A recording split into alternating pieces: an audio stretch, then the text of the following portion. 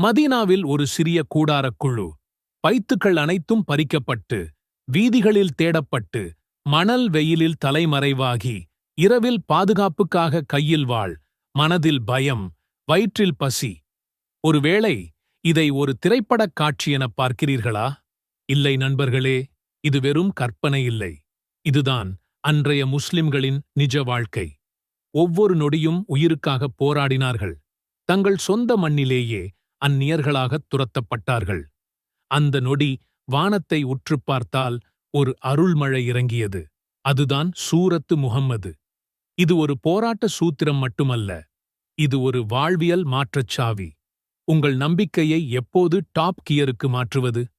அடுத்த சில நிமிடங்களுக்குள் இந்த சூரா எப்படி உங்கள் வாழ்க்கையின் திசையை மாற்றும் என்பதை பார்ப்போம்.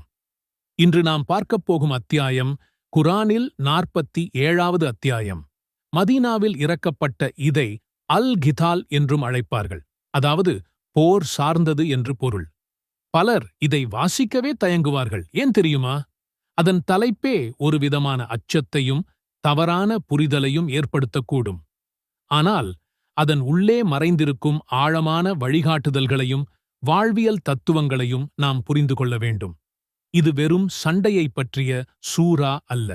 இது நீதி, நம்பிக்கை, உறுதிப்பாடு மற்றும் சமூக ஒழுங்கு பற்றிய ஒரு பெரும் பாடம். வாருங்கள், இதன் சிறப்புகளை தேடிச் செல்வோம்.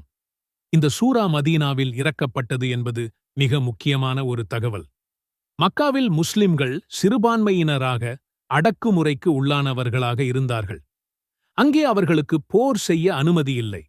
பொறுமையாகவும் சகிப்புத்தன்மையுடனும் இருக்கவே அறிவுறுத்தப்பட்டார்கள். ஆனால் மதீனாவிற்கு புலம்பெயர்ந்த பிறகு ஒரு சிறிய சமூகமாக அவர்கள் ஒன்றிணைந்தனர். அப்போதுதான் அவர்களுக்கு பல சவால்கள் வந்தன. வெளியிலிருந்து வரும் எதிரிகளின் தாக்குதல்கள், உள்ளூரில் உள்ள நயவஞ்சகர்களின் சதித்திட்டங்கள் என பல முனைத் தாக்குதல்களை அவர்கள் சந்தித்தார்கள். ஒரு புதிதாக உருவாகிய சமூகத்தின் மீது எந்நேரமும் அச்சுறுத்தல் தொங்கிக் கொண்டிருந்தது. தங்கள் உயிர், உடைமை, மார்க்கம் என அனைத்தையும் பாதுகாக்க வேண்டிய கட்டாயம் அவர்களுக்கு ஏற்பட்டது. இந்தச் சூழ்நிலையில்தான் முஸ்லிம்கள் எப்படி தங்களை பாதுகாத்துக் கொள்வது, எப்படி தங்கள் சமூகத்தை நிலைநாட்டுவது, எப்படி நீதியை பேணுவது என்பதற்கான வழிகாட்டுதல்களை அல்லாஹ் இந்த சூரா மூலம் வழங்கினான்.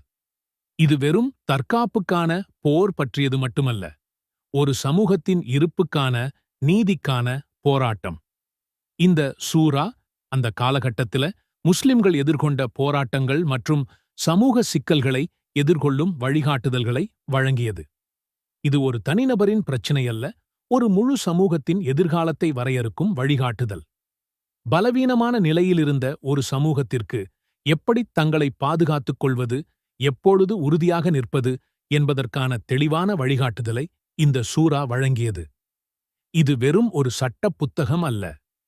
இது ஒரு சமூகத்தின் பாதுகாப்பு உத்தி, அதன் நீதி நெறிமுறை மற்றும் அதன் ஆன்மீக உறுதிப்பாட்டின் ஒரு தெளிவான பிரதிபலிப்பு. சூரத்து முஹம்மது ஸல்லல்லாஹு அலைஹி வஸல்லம் முதல் வசனத்தில் அல்லாஹ் மிகவும் தெளிவாக ஒன்றைச் சொல்கிறான்.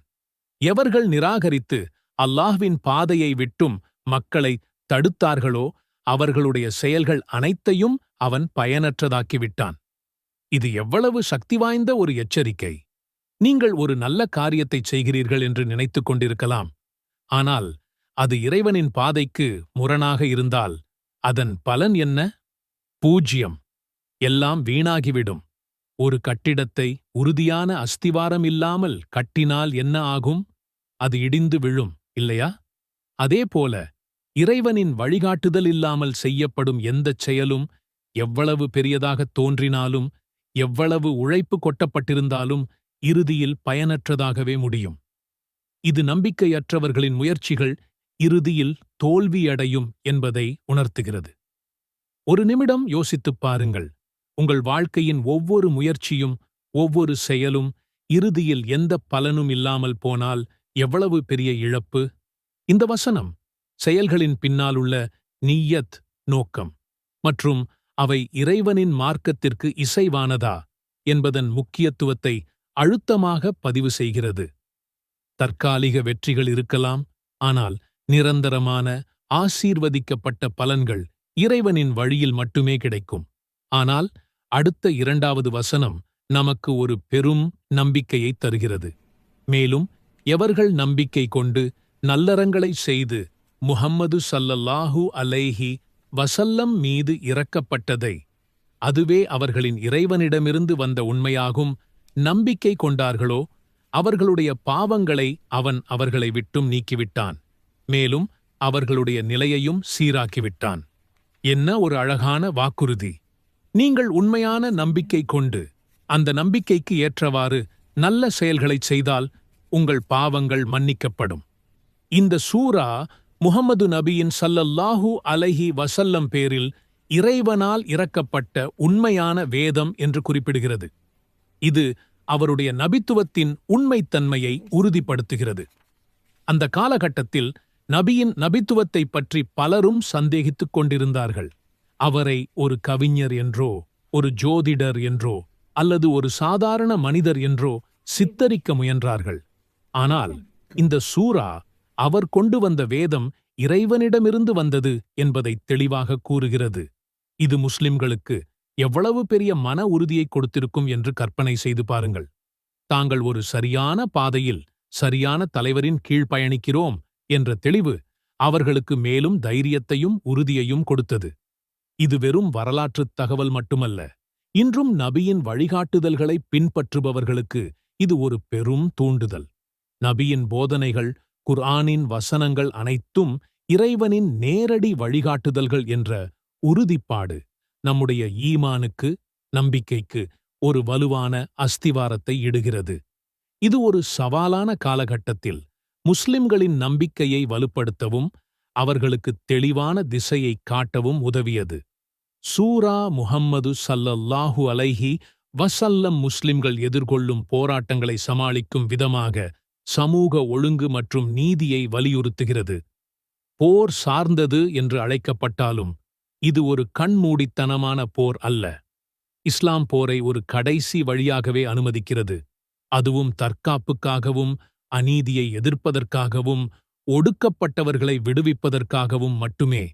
இந்த சூரா ஒரு முஸ்லிம் சமூகம் எப்படி தங்களை தற்காத்துக் கொள்ள வேண்டும், எப்படி நீதியை நிலைநாட்ட வேண்டும் என்பதற்கான சட்ட திட்டங்களை வழங்குகிறது. எதிரிகளுக்கு எதிராக உறுதியான நிலைப்பாட்டை எடுக்க வேண்டும் என்று கூறுகிறது. ஆனால் இந்த உறுதிப்பாடு என்பது அநீதி இழைப்பது அல்ல. யாரும் போரை விரும்பவில்லை.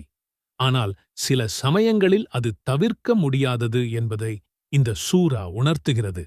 அதே சமயம் போரின் நெறிமுறைகள், போர்க்கைதிகளிடம் எப்படி நடந்து கொள்வது, வெற்றியடைந்த பிறகு எப்படி நீதியை நிலைநாட்டுவது என்பதற்கான வழிகாட்டுதல்களையும் இது மறைமுகமாகவோ நேரடியாகவோ வழங்குகிறது. ஒரு சமூகம் எப்படி நீதிக்கும் ஒழுங்கிற்கும் முக்கியத்துவம் கொடுக்க வேண்டும் என்பதை இது மிகத் தெளிவாக காட்டுகிறது. வெறும் சண்டையிடுவது மட்டும் போராட்டமல்ல. சமூகத்தில் நீதியை நிலைநாட்டுவதும், ஒடுக்கப்பட்டவர்களுக்கு ஆதரவாக நிற்பதும், அந்நியாயத்தை எதிர்ப்பதும் கூட போராட்டம்தான். இந்த சூரா ஒரு போர்ச்சூழலிலும் கூட இஸ்லாம் எவ்வாறு அறநெறி மற்றும் மனிதாபிமான விழுமியங்களை நிலைநாட்டுகிறது என்பதை பறைசாற்றுகிறது. இது வெறும் ஆயுதப் போராட்டம் பற்றியது அல்ல. இது மன உறுதி, நீதி மற்றும் சமூக ஒழுங்குக்கான ஒரு விரிவான வழிகாட்டி.